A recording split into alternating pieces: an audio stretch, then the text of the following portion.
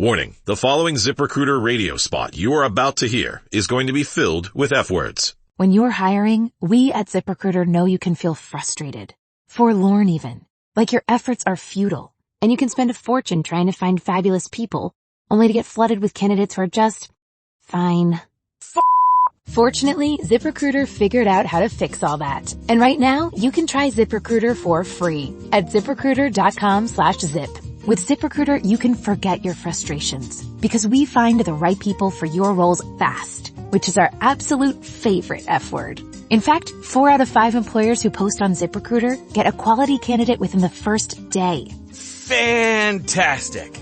So, whether you need to hire 4, 40, or 400 people, get ready to meet first-rate talent. Just go to ZipRecruiter.com/zip to try ZipRecruiter for free. Don't forget, that's ZipRecruiter.com/zip. Finally, that's ZipRecruiter.com/zip. This is John Daly in the radio newsroom of the United States Senate, just across the hall from the galleries of the Senate chamber itself. In less than half an hour on this historic and eventful morning of the 16th of May, 1868, Andrew Johnson, President of the United States, may be removed from office, convicted of high crimes and misdemeanors. In less than 30 minutes, the people of the United States may have a new president, the Honorable Benjamin Wade, Senator from Ohio and President of the United States Senate. The hour of decision is at hand. At the stroke of noon, Chief Justice Salmon P. Chase will mount the rostrum, reconvene the Senate as a court of impeachment, and each senator in turn will cast his vote. May 16, 1868, Washington, D.C. You are there. Washington. Andrew Johnson, the President of the United States, is impeached. The Senate is preparing to vote for acquittal or conviction. The fate of Andrew Johnson, Chief Magistrate of the world's greatest democracy, is at stake. CBS takes you back to witness the closing minutes of the trial of Andrew Johnson for high crimes and misdemeanors. All things are as they were then, except for one thing. When CBS is there, You are there. You Are There is based on authentic historical fact and quotation. And now, The radio newsroom of the United States Senate and John Daly. The drama of the 19th century is about to enter a new stage. The drama that began with the surrender of Lee at Appomattox, that was heightened by the bullet that ended the life of President Lincoln. And this drama reached its climax when Congress, determined to avenge the devastation and slaughter of the war, turned its anger on President Johnson for advocating Lincoln's policy of a charitable peace based upon his well-remembered words, "with malice towards none." Now the final day of this trial without precedent has come, and the voting will begin in a matter of moments. Rumors are flying thick and fast throughout the Capitol. Quincy Howe has spent this busy day circulating among the senators, who, sitting as a jury in accordance with the Constitution, will soon pass judgment on President Andrew Johnson. He has just returned to the newsroom. Quincy, what's the feeling downstairs? Will the president be acquitted or convicted, and how will the balloting go? Right up to this last moment, John, the radical Republican leaders have never doubted they could command the 2/3 vote of the Senate required for conviction. These radical Republicans belong to the extreme wing of their party, as you know. And they're called radical because they want to impose a hard peace on the defeated southern states. But now that the hour of decision draws near, the outcome has suddenly become doubtful. The radical Republicans can count on 35 votes. They need 36, or just one vote more. 7 Republican senators have either announced that they'll vote for acquittal or they've just said nothing. Senators Trumbull, Fessenden, Van Winkle, and Fowler definitely favor acquittal. So does Senator Grimes of Iowa. But Grimes is so ill that he probably won't be able to take his seat this afternoon. The 2 other doubtful senators, the men who hold the fate of President Andrew Johnson in their hands, are Senator Henderson of Missouri and Senator Ross of Kansas. The radical Republicans must get one of those 2 wavering votes in order to oust Johnson and put through their plan to subjugate the South. Neither Henderson nor Ross is on the floor of the Senate chamber right now. I understand they're both in the corridor outside the Senate lounge downstairs. Ken Roberts is down there, too. He's been trying to get them to the microphone, so come in, Ken Roberts. It's absolutely impossible to get near Senators Henderson and Ross right now. They're both surrounded by radical Republican leaders who are alternately begging, pleading, arguing, threatening, cajoling. Perhaps later we can get Henderson or Ross to our microphone, but right now we have Congressman Thaddeus Stevens of Pennsylvania, the man who, above all others, has been behind this move to impeach President Johnson. Congressman Stevens is convalescing from a recent illness, and 2 guards are carrying him in a chair. Mr. Stevens, will the president be convicted? What president? President Johnson, of course. Oh, you mean the man who is now performing the function of president? Of course he'll be convicted. He entered upon that office through the foul door of assassination, and he'll leave it by the back stairs of shame. And if the Senate convicts President Johnson and Senator Wade takes his place... I assure you that'll happen. Well, if it does, would you still insist that only Congress can reconstruct the southern states, or would you allow the new president to set the policy of reconstruction? We'll dig that hole when we get a new shovel. As to the southern states, I recognize no such thing as a southern state. I resent that, sir. The territories to the south forfeited their right to statehood when they voted themselves out of the Union. But, Mr. Stevens, according to the late President Lincoln, the war was fought to prevent the southern states from leaving the Union. The late President Lincoln, to the contrary, the war was not fought to keep the Union. It was fought to rid this nation of a southern aristocracy that fed and bloated itself on the vile institution of human slavery.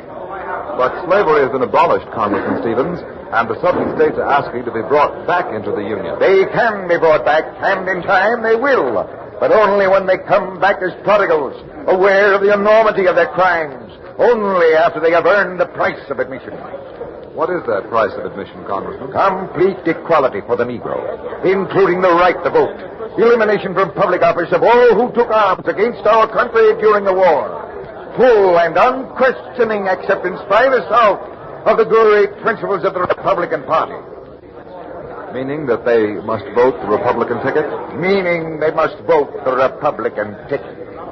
Congressman Stevens, President Johnson's supporters claim that not one scrap of evidence has been presented during the trial that warrants conviction for high crimes and misdemeanors. That's what they say. Well, do you have anything new to say in answer to that? We don't need criminal evidence to warrant conviction. This isn't a criminal proceeding. This is a political action. I repeat, a political action. What we need, we have indisputable evidence of President Johnson's political malefection. Andrew Johnson has brought the high office of President of the United States into contempt, ridicule, and disgrace. That's all. Lift me up. Take me to the Senate chamber. Thank you, Congressman Thaddeus Stevens. The majority leader of the House is being lifted now into his chair and carried into the Senate chamber. Now, here is Senator Benjamin Wade of Ohio, the man who in a matter of moments may be the President of the United States. Senator Wade, how do you think the vote will come out? Will President Johnson be convicted? For the good of the country, I pray so. Senator, if conviction is obtained, what will be the policy of your administration towards the defeated southern states? Well, my administration shall be dedicated to the greater glory of our loyal citizenry and to the elimination, the crushing, the smashing of every last vestige of secession and rebellion that dares to show itself in the conquered lands across the Potomac. Will you vote on the article of impeachment, Senator? You know, of course, that some people feel that because you are in line for the presidency, your vote should be withheld. I feel that I would be lighted in my duty to the people of Ohio if I failed to register their abhorrence of tyranny by forfeiting my own vote on the basis of personal involvement. Of course I shall vote. I shall vote against despotism until the last moment of the last hour of my life. Senator Wade, there's been some talk that the president's supporters might ask for an adjournment at this time due to the serious illness of Senator Grimes. What do you think of that possibility, sir? If God Almighty has stricken a member of this body so that he cannot be here to uphold the dictation of a despot, I thank him for it.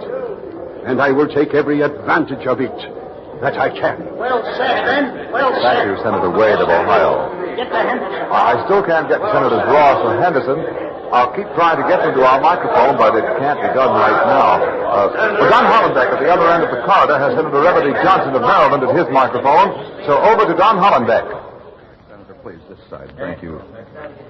Senator Reverdy Johnson is one of the president's staunchest supporters in the Senate. Senator Johnson, how do you think the vote is going to go today? Will President Andrew Johnson be acquitted? If justice survives, he will be exonerated.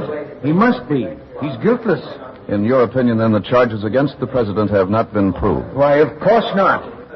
The impeachment articles sent up by the House of Representatives are built upon an alleged refusal of the president to enforce a law. You refer, of course, to the Tenure of Office Act? Yes, sir, I do.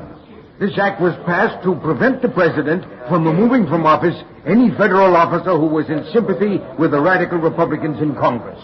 Well, in your opinion, Senator Johnson, didn't the president defy the law when he removed the Secretary of War from his cabinet, Mr. Stanton? Oh, no, sir, no. This was not a defiance by the president. He was merely attempting to test the constitutionality of the Tenure of Office Act in the courts. And in so doing, he deliberately walked into the trap set for him by his political enemies. He knew that this was precisely what the radical Republicans were waiting for. He knew that those wolves were drooling, the hyenas howling. But Andy Johnson was never the man to draw back from a fight.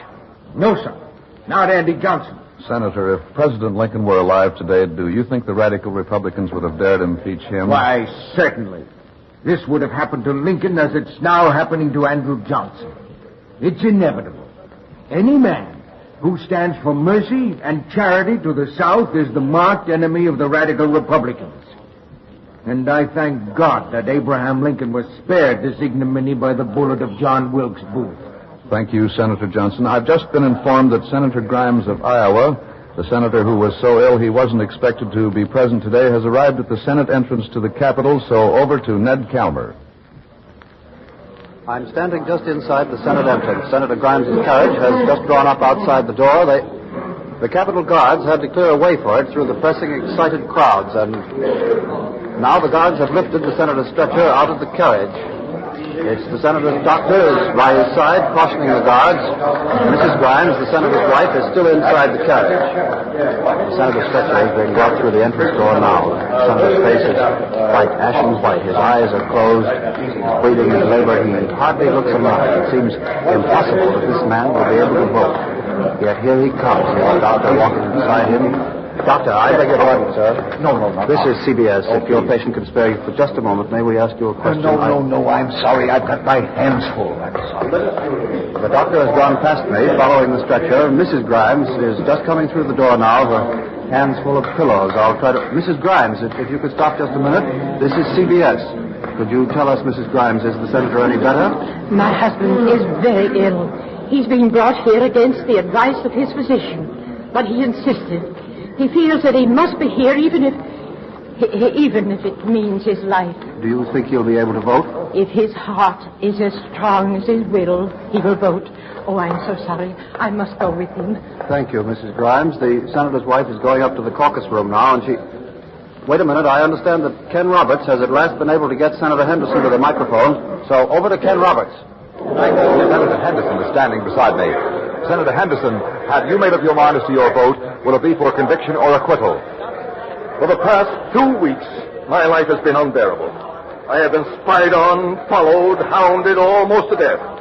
I am a Republican. Yes, but Senator... My desk is piled high with telegrams, most of them calling for my vote for conviction. But I shall not be swayed by threats or bribes. But your vote, Senator, how will you vote? I have in my hand a telegram. It is from my state, Missouri, from St. Louis. I will read it to you. There is intense excitement here. Meeting call for tomorrow night. Can your friends hope that you will vote for conviction? If so, all will be well. Signed, E.W. Fox. Senator... I have already wired Mr. Fox my reply. Here it is. Say to my friends that I am sworn to do impartial justice according to law and evidence. And I will try to do it like an honest man. Does that mean, Senator Henderson, that you have decided... It means that I shall follow my conscience and not my party. I shall vote for acquittal. Senator Henderson will vote for acquittal. Senator Henderson will vote not guilty. Back to the radio newsroom. This is Quincy Howe. Henderson for acquittal. Ross still uncertain. Grimes here, but so ill that he may not have the strength to register his vote of not guilty. If Senator Grimes fails to answer his name when the vote is called, the radical Republicans will have achieved their purpose, the conviction and removal of Andrew Johnson as President of the United States and the elevation of Benjamin Wade to that... there's the bell. The Senate is reconvening, so over to John Daly at the doors of the Senate gallery. Chief Justice Salmon P. Chase has taken his place on the rostrum, tapped his gavel now for order. Every seat but one in the Senate chamber is filled. That one, Senator Grimes' chair, is empty. still empty, a little stirring in the seats, but the Chief Justice is demanding and has gotten order. We'll make proclamation.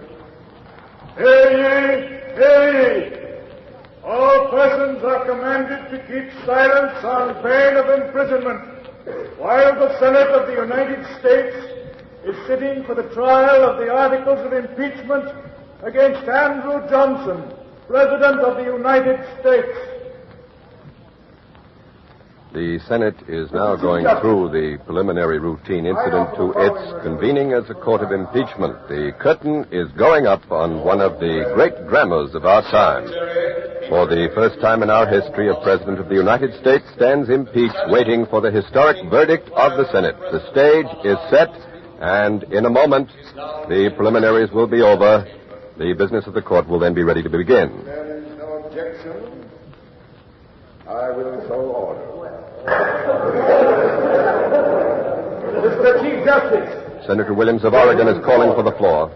I move that the Chief Justice, in directing the Secretary to read the several articles of impeachment, shall direct him to read the 11th article first. Now, the question shall then be taken on that article, and thereafter the other 10 successively as they stand. The Radical Republicans have moved to consider the 11th article of impeachment first. Quincy Howe is here with me. Quincy, what do you think is behind this last-minute maneuver? It looks like bad news for President Johnson. You see, the 11th article, the so-called Stevens article, contains no specific accusations. It's a generalized article. Among other things, it accuses the president of having, in some public speech or other, denied the right of Congress to interfere in the internal affairs of the southern states. Now, this 11th article is known as the catch-all article. If the radical Republicans can snare a majority of senators into approving this 11th article, then the Johnson conviction seems almost certain. And now a vote is being taken. Those in favor signify by aye. Aye. Those opposed signify by no. No. The ayes in the majority, it is so ordered. The President's enemies have won another round as the Senate adopts the order. Senator Edmonds of Vermont. Gentlemen from Vermont, I move that the Senate now proceed to vote upon the articles according to the order of the Senate just adopted. And Senator Edmonds has just moved that the Senate proceed to vote immediately on the 11th article. Senator Fessenden of Maine. Gentlemen from Maine, before the motion is made, I move that voting be postponed for half an hour.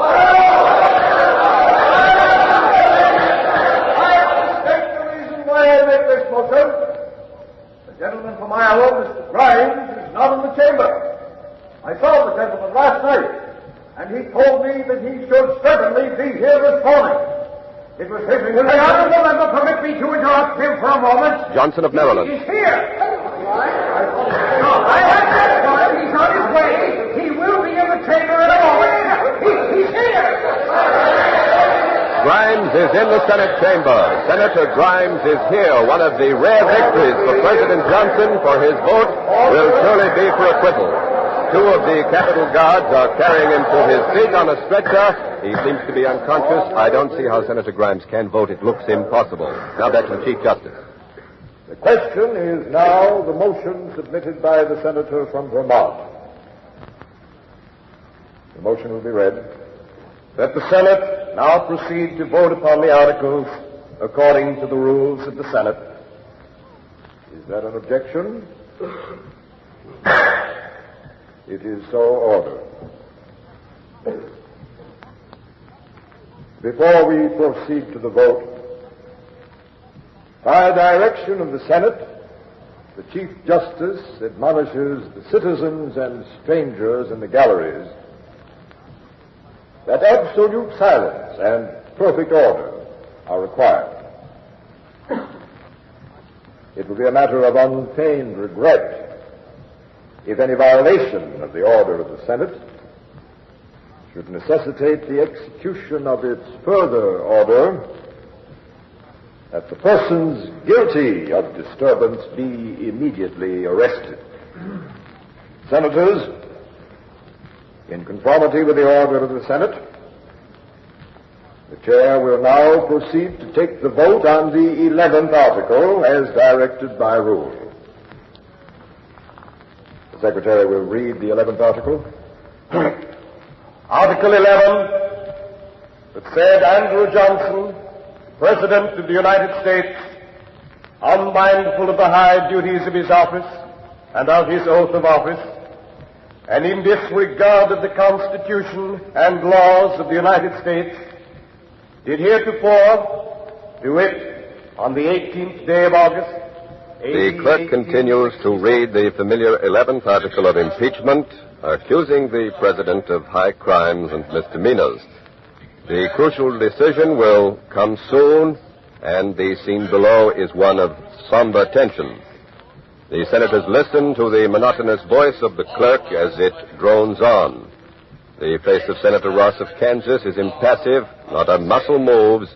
He just sits in his chair, staring forward, eyes unblinking, almost with the look of a man in an hypnotic state. What his thoughts may be, how his vote will be cast, is still the big question. The presidency of the United States may rest upon the vote that will be cast by this small, unassuming man from Kansas. Around the chamber are the other actors in this great drama. Sitting at the manager's table is Thaddeus Stevens, the congressman from Pennsylvania, majority leader of the House, and perhaps the bitterest enemy of President Johnson in this chamber today. No one will argue his claim to the title of Father of Impeachment. Across the chamber from Stevens, in the front row, is Charles Sumner, the senator from Massachusetts and the most powerful of the Senate radical Republicans. Behind Sumner, a few seats to his right, is Benjamin Wade, the senator from Ohio, the man who, within a matter of minutes, may become President of the United States. Wade is nervously twirling a gold penknife from his watch chain, and he, too, is watching Ross. Well, he's still expressionless, still motionless. He's still a sphinx, an imponderable and unknown. And now the clerk is just about to finish reading the 11th article. This is the hour, and remember, 36 votes will convict, 19 votes will acquit. Whereby the said Andrew Johnson, President of the United States, did then, to wit, on the 21st day of February, A.D. 1868, at the city of Washington, commit and was guilty of a high crime and misdemeanor in office.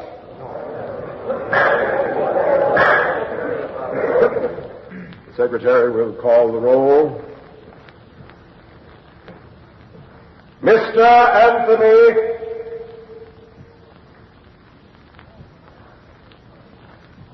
Mr. Senator Anthony, how say you? Is the respondent, Andrew Johnson, President of the United States, guilty or not guilty of a high misdemeanor as charged in this article? Guilty.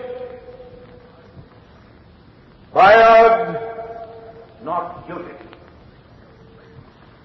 Buckaroo, not guilty. Cameron, guilty. Cattell, guilty.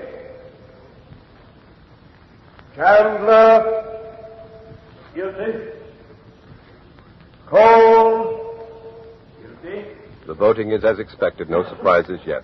Conklin, guilty. Finesse, guilty. Corbett, guilty. Reagan, guilty. Davis, not guilty. Dixon, not guilty. Doolittle, not guilty. 9 guilty, 5 not guilty. Drake, guilty. Edmonds, guilty. Perry, guilty. Fessenden, not guilty. Fowler, guilty. Senator Fowler has voted guilty. This is a completely surprising thing. It's unexpected. His vote seemed sure for acquittal. I'll say you repeat your vote. Not guilty. Oh, it was a misunderstanding. Senator Fowler did not speak distinctly. His vote is not guilty. He is for acquittal, and the roll call now continues. Guilty. Senator Grimes is next. Here's one of the crucial votes that makes it fail. The senator need not rise if he is unable. Chief Justice Chase has given Senator Grimes permission to vote from his seat, but Grimes is getting up. He is struggling to his feet, refuses to vote seated. He's up now, standing, holding onto his desk for support. Not guilty. And the gallery, both those for the president and those against him, are saluting the courage, the bravery of Senator Grimes. It must have been a superhuman effort. He drew himself up to his full height, stood erect and proud a moment, and then almost defiantly, he delivered his vote for acquittal. The vote is now 13 for conviction, 8 for acquittal, 36 are needed for conviction, 19 for acquittal, and now it's certain that the decisive vote will be that of Senator Ross of Kansas. The secretary will proceed. Harlan, guilty. Henderson, not guilty. As he announced he would, Senator Henderson has defied his party and voted for acquittal. Hendricks, not guilty. Howard, guilty. Howe, guilty. Johnson, not guilty. McCreary, not guilty. Morgan, guilty. Morrill of Maine, guilty. The vote now is 18 guilty, 12 not guilty, 36 needed for conviction, 19 for acquittal. Senator Ross will cast the deciding vote. Morton, guilty. Norton, not guilty. Nye, guilty. Patterson of New Hampshire, guilty. Patterson of Tennessee, not guilty. Pomeroy, guilty. Ramsey, guilty. Ross. This is it. This is the deciding vote. Ross, not guilty. Ross has voted not guilty. Ross has voted for acquittal. President Johnson is acquitted, for the vote on the first 10 articles will now be a mere formality. The impeachment fails, and the president is saved. The radical Republicans have lost. The man who followed Lincoln is still able to fight for Lincoln's dreams and policies. Andrew Johnson is exonerated, and the policies of Abraham Lincoln are... May 16, 1868. President Andrew Johnson is acquitted, and the first and only impeachment of a President of the United States fails.